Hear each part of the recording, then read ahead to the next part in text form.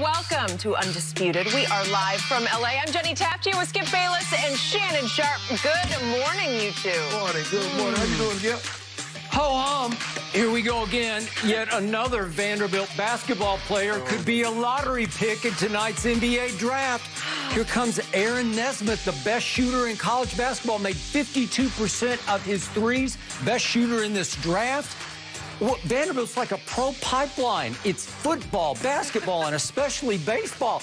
Best school in America, pro pipeline. What are you going to do about it? Let me ask you a question. Where was he last year when you broke your streak of 236 consecutive games with making a three? Was he on the team then?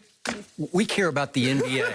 We're all about professional basketball. What can't Vanderbilt do, though? Yeah. Jeez, what a Win the school. SEC. What a Except in baseball. school. Seriously, there are plenty of storylines surrounding tonight's NBA draft. So how about we begin by discussing LaMelo Ball, because he's got plenty of confidence coming into the draft tonight. Yesterday, he told reporters that he was born to be the #1 overall pick. The confidence is warranted since many mock drafts do have LaMelo going to the Timberwolves with the top pick tonight, while some have them taking Anthony Edwards. So, Shannon, is LaMelo the best player in this draft? Well, Skip, I would take him #1. I think the biggest thing is that for the most part, what the universal of every mock I've seen, it's been the same top three guys. It's been Edwards, it's been Wiseman, and it's been LaMelo Ball. And because this draft, Skip, they don't have a Shaq. You don't have a LeBron. You don't have a Tim Duncan. Because if somebody wanted to, you can move up to get that #1 spot. You could offer enough. When those three guys came out, there was nothing you could offer because they were viewed as transcendent, franchise-altering players. Yep. So, but because Melo is 6'7", 190 pounds, he can handle the ball, he can play off the ball, I would take him. Now, if Edwards had his size, he would be the #1 pick in the draft, Skip. But because he's 6'3", and he doesn't I think he's more 6'4" and a half, 5. You go 6'4"? Whatever. They list him at like 6'3". Okay. And because the college three, Skip, he shot 29%, you're like, ooh. And Wiseman, I like him. I love his size, Skip. So do I. 7 foot tall, 7'5" wingspan. But, Skip, the way the NBA's played today, they don't view the big like they did in the 80s and 90s. And he could work on that, and he might eventually become, because if you remember, Skip, when Anthony Davis came out, he didn't have three-point range. Anthony Davis was a defensive specialist. I think it would average 13 and 10, 13 and 11. And something he worked and worked and worked, and now he's worked his way out to three-point range. Wiseman could eventually come that. But because there are no what they deem franchise-altering players, I would take LaMelo #1 because I can put him with D. Russell and Karl Anthony Towns, because I look like Karl Anthony Towns and Wiseman might be very, very similar in guys, Skip. So for me, yes, I would take LaMelo. And I understand, he's only played, 12 games overseas in Australia, and so there's not a whole lot of tape except, those 12 games, but I would take LaMelo #1, Skip. I believe he has possibly the potentially of the most upside, and that's what NBA scouts and general manager and everybody looks for. So I would take Melo #1. Okay, I hear what you're saying. By default, you'd think, maybe he's the best talent. But this young man said yesterday, I was born to go #1 in this draft. I've seen and heard enough of the Ball family to the point, I think exactly the opposite. I think you, LaMelo, were not born to go #1 because, like your oldest brother, Lonzo, there's something missing in the makeup of these kids. You know how much I love Lonzo coming out of UCLA. And I remind you, Lonzo shot 41% from the college three-point line, and I thought, here we go. Yeah. Lonzo got destroyed by De'Aaron Fox in a second-round NBA game one night on a Friday. What did I say? NCAA. NCAA second-round game in Memphis. But I gave him a pass because his mom had just suffered a horrendous stroke. And father and brothers could not be there to support Lonzo. So he just went ahead and toughed it out and had a rough game. And yet, as I watch LaMelo, and I only know the highlights. He's been all over the world playing basketball. There's never been a high school basketball player more traveled than this kid before the draft. He played in Lithuania. He played in his father's pro league startup out here in L.A. Then he went to prep school in Ohio for a little while. Aspire. And he only played 2 years at Chino Hills in high school before his father had yanked him out of there. So you're thinking, what is he? Who is he? Right. And then, of course, the 12 games you mentioned in Australia, in which he shot 25% from the three-point line.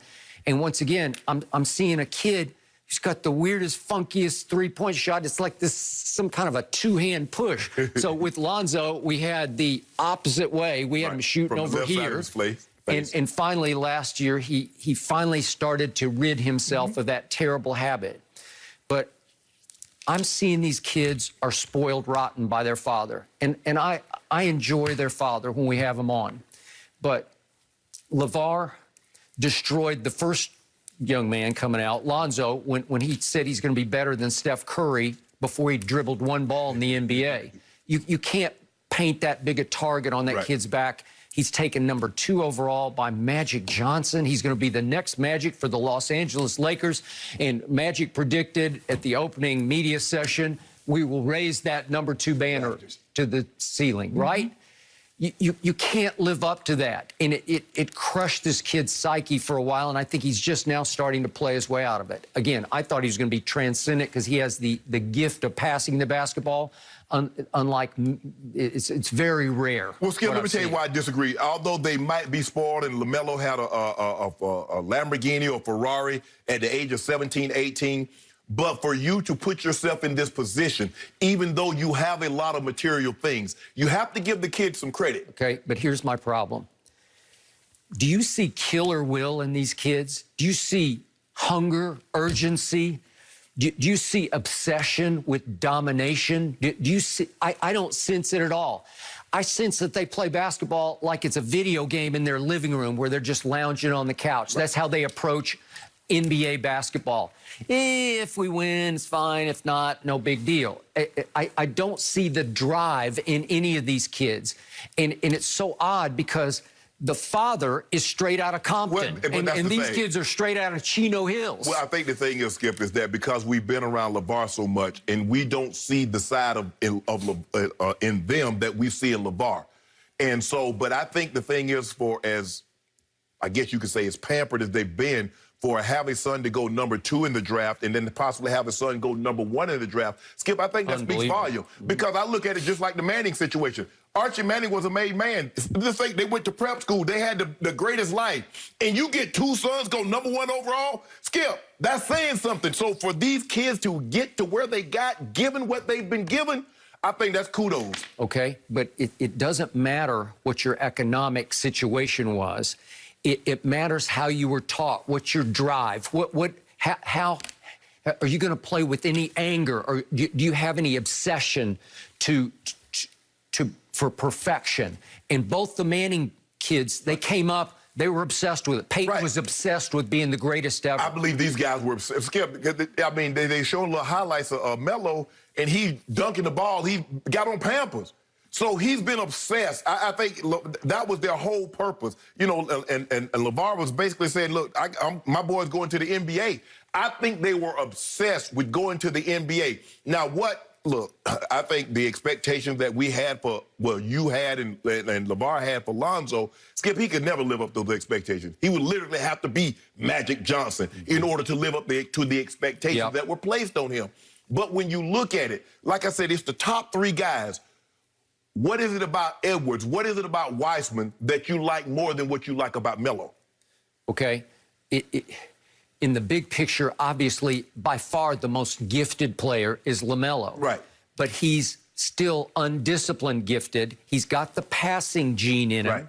And Jay Billis is trying to make a case he's a better passer than Lonzo. It's hard for me to buy that, but I haven't seen enough of him. But LaMelo is far more offensively gifted than Lonzo. Yes. Okay, but he reminds me of my all-time favorite college player, and I don't know if you're old enough to have seen him, but it was Pete Maravich. And he was also coached at LSU by his father, Press. So he had the greenest light you'll ever see in the history of college basketball.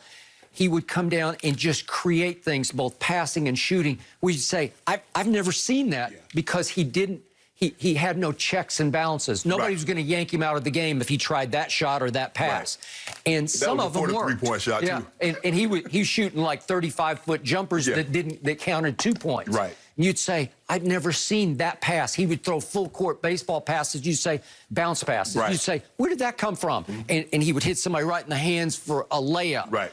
And you'd say, I've never seen such flair. But it didn't contribute to winning a championship because it's too wild, too undisciplined, and too often it doesn't work. Right. And that's what I saw in the highlights of LaMelo. He scored, as a sophomore at Chino Hills, he scored 92 points in a game in which he cherry-picked the whole game. Well, that was the biggest thing, Skip. I mean, because, you know, we were on the air when this was going on. He was like, okay, so what's this kid going to be? Is he just going to stay at half court and let them just throw in the ball so he can just shoot up 75 shots a game?